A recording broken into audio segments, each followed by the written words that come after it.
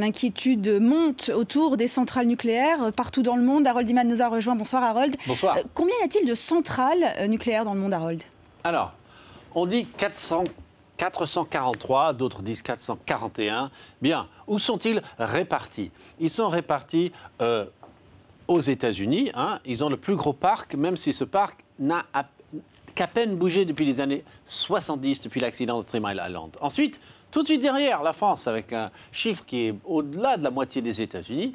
Et le Japon, juste derrière la France. Ensuite, ça baisse assez vite.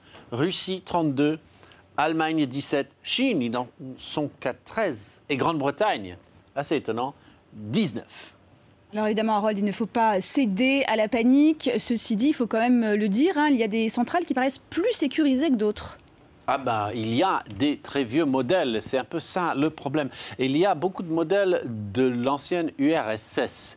Et il y en a un en Arménie, ici, qui... la zone rouge, bien sûr, c'est la zone où il y a des centrales sur la Terre. Eh bien, en Arménie, il y a une centrale qui va très très mal, très très mal. En Slovaquie et en République tchèque, on en a installé même tout récemment. On en construit de ce modèle soviétique. Et bien sûr, il y en a en Russie. Mais bon, disons au passage que ces modèles sont peut-être modernisés, mais sont très miniaturisés pour ces petits pays.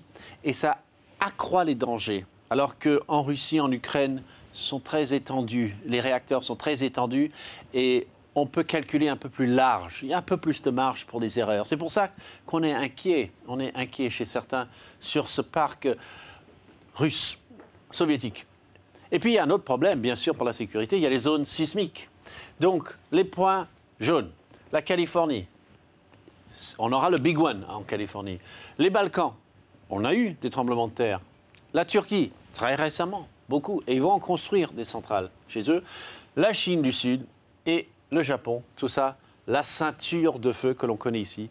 Eh bien, regardez, il y a beaucoup, beaucoup de centrales à cet endroit.